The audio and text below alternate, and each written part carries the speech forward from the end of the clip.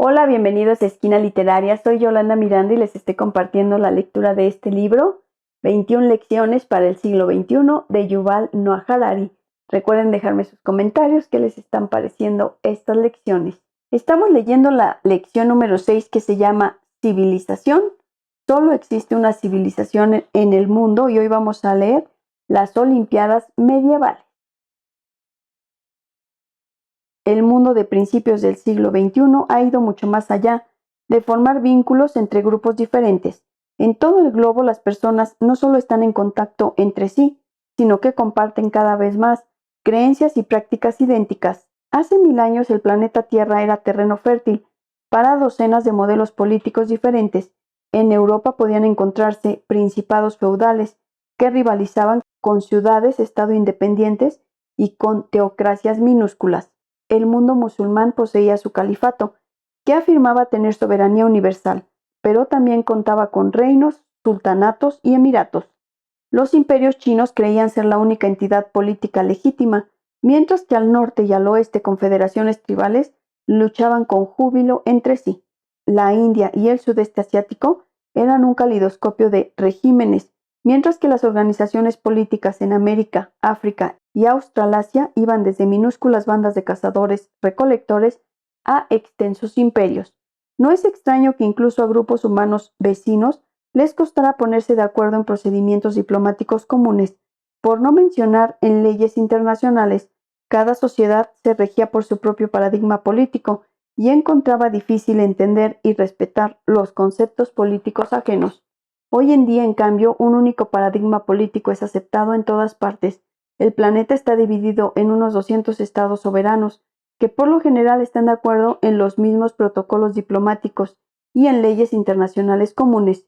En nuestros atlas, Suecia, Nigeria, Tailandia y Brasil están marcados con el mismo tipo de formas coloreadas. Todos son miembros de las Naciones Unidas. Y a pesar de múltiples diferencias son reconocidos como estados soberanos, que gozan de derechos y privilegios similares. De hecho, comparten muchas más ideas y prácticas políticas, que incluyen al menos una creencia testimonial en cuerpos representativos, partidos políticos, sufragio universal y derechos humanos. Hay parlamentos en Teherán, Moscú, Ciudad del Cabo y Nueva Delhi, así como en Londres y París. Cuando israelíes y palestinos, rusos y ucranianos, kurdos y turcos compiten por los favores de la opinión pública global, todos emplean el mismo discurso de derechos humanos, soberanía estatal y ley internacional. El mundo puede estar salpicado de varios tipos de estados fracasados, pero solo conoce un paradigma para un estado con éxito. Así la política global sigue el principio de Ana Karenina.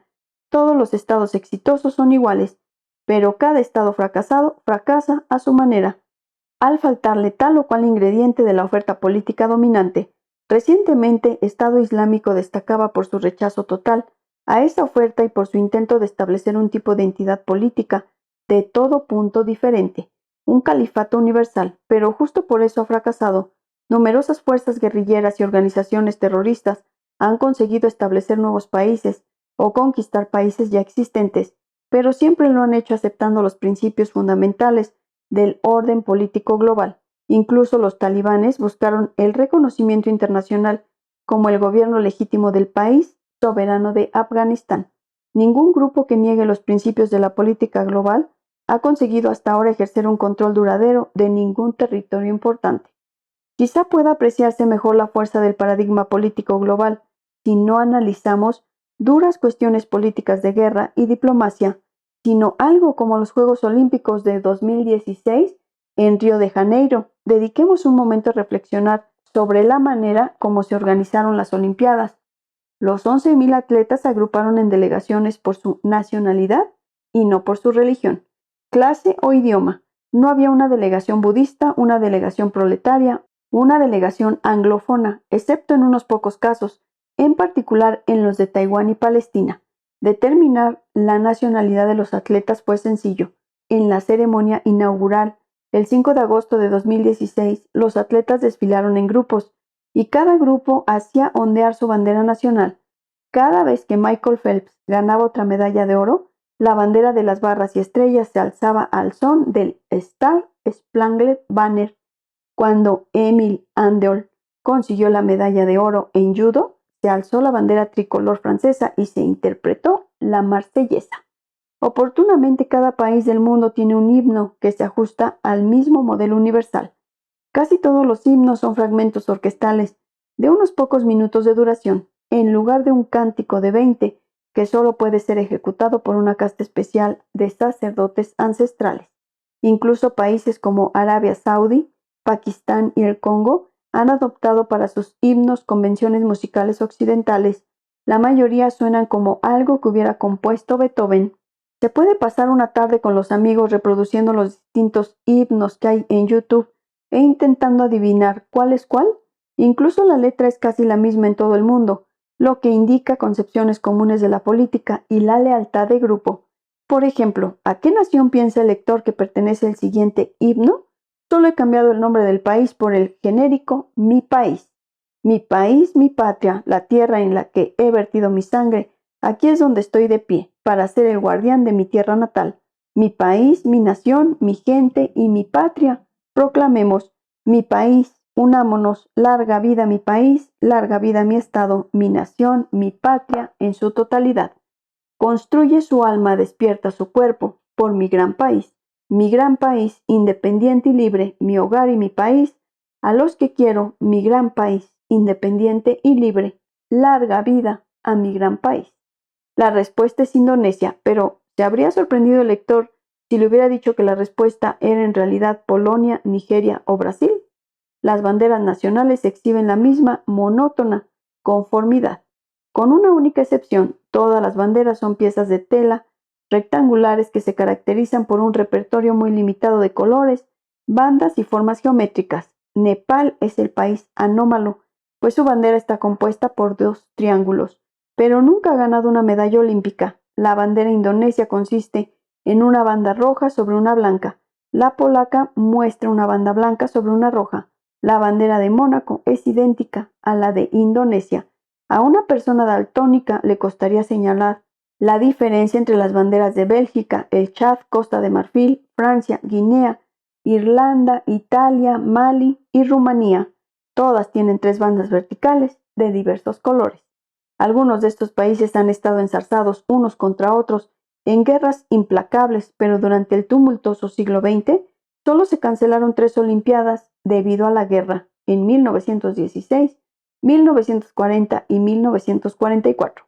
En 1980 Estados Unidos y algunos de sus aliados boicotearon las Olimpiadas de Moscú. En 1984 el bloque soviético boicoteó las de Los Ángeles y en otras varias ocasiones los Juegos Olímpicos se encontraron en el centro de una tormenta política, en especial en 1936, cuando el Berlín nazi fue el anfitrión de las Olimpiadas, y en 1972, cuando terroristas palestinos masacraron a la delegación israelí en las de Múnich, pero en su conjunto las controversias políticas no han desbaratado el proyecto olímpico. Remontémonos ahora 1000 años, supongamos el lector que quiere celebrar los Juegos Olímpicos medievales en Río en 1016. Olvide por un momento que Río era entonces una pequeña aldea de indios tupi y que asiáticos, africanos y europeos ni siquiera eran conscientes de la existencia de América. Olvide los problemas logísticos de hacer llegar a los principales atletas del mundo a Río sin contar con aviones. Olvide también que pocos deportes eran compartidos en todo el mundo e incluso que aunque todos los humanos pueden correr, no todos podrían ponerse de acuerdo en las mismas reglas para una competición de carrera. Pregúntese simplemente, lector, cómo agrupar a las delegaciones que competirían. En la actualidad, el Comité Olímpico Internacional invierte muchísimas horas discutiendo la cuestión de Taiwán y la de Palestina. Multiplique esto por 10.000 para estimar el número de horas que tendrían que invertir en la política de la Olimpiada medieval. Para empezar, en 1016, el Imperio Chino Song no reconocía ninguna entidad política en la Tierra como su igual, por tanto sería una humillación inconcebible conceder a su delegación olímpica la misma categoría que se diera a las delegaciones del Reino Koryo de Corea o al Reino Vietnamita de Dai Co Viet, por no mencionar las delegaciones de los primitivos bárbaros de Allende los mares. El califa de Bagdad afirmaba asimismo su hegemonía universal, y la mayoría de los musulmanes suníes lo reconocían como su jefe supremo. Sin embargo, en términos prácticos, el califa apenas gobernaba la ciudad de Bagdad. Así, querrían formar parte todos los atletas suníes de una única delegación del califato o querrían separarse en las docenas de delegaciones de los numerosos emiratos y sultanatos del mundo suní. Pero, ¿por qué quedarse en los emiratos y sultanatos? El desierto arábigo estaba lleno de tribus de beduinos libres que no reconocían a ningún jefe supremo salvo a Alá. ¿Tendría derecho cada una de ellas a enviar una delegación independiente para competir en tiro con arco o carreras de camellos? ¿Europa daría al lector un número parecido de quebraderos de cabeza? Un atleta de la aldea normanda de Ivry competiría bajo el estandarte del conde de Ivry local, de su señor el duque de Normandía o quizá del débil rey de Francia. Muchas de estas entidades políticas aparecieron y desaparecieron en cuestión de años. Cuando el lector estuviera preparándose para los Juegos Olímpicos 1016, no podría saber de antemano qué delegaciones acudirían porque nadie estaría seguro de qué entidades políticas seguirían existiendo al año siguiente. Si el Reino de Inglaterra hubiera enviado una delegación a las Olimpiadas de 1016, cuando los atletas hubieran retornado al hogar con sus medallas, habrían descubierto que los daneses acababan de tomar Londres y que Inglaterra estaba siendo absorbida en el imperio del Mar del Norte del rey Canuto el Grande, junto con Dinamarca, Noruega y partes de Suecia. En cuestión de otras 2 décadas aquel imperio se desintegró. Pero 30 años más tarde Inglaterra fue conquistada de nuevo por el duque de Normandía. Ni qué decir tiene que la inmensa mayoría de estas entidades políticas efímeras no disponían de himno que interpretar ni de bandera que enarbolar. Los símbolos políticos eran de suma importancia, desde luego, pero el lenguaje simbólico de la política europea era muy distinto de los lenguajes simbólicos de las políticas indonesia, china o tupí. Ponerse de acuerdo en un protocolo común para señalar la victoria habría sido casi imposible. Así, cuando el lector vea los Juegos Olímpicos de Tokio en 2020, recuerde que la aparente competición entre naciones supone en realidad un asombroso acuerdo global. Aún con todo el orgullo nacional que la gente siente cuando su delegación gana una medalla de oro y se iza su bandera, hay muchísima más razón para sentir orgullo porque la humanidad sea capaz de organizar un acontecimiento de este tipo. Espero que les haya gustado la lectura del día de hoy de este libro 21 lecciones para el siglo XXI de Yuval Noah Harari. Los espero en el próximo video para continuar con esta lectura. Muchas gracias por escuchar.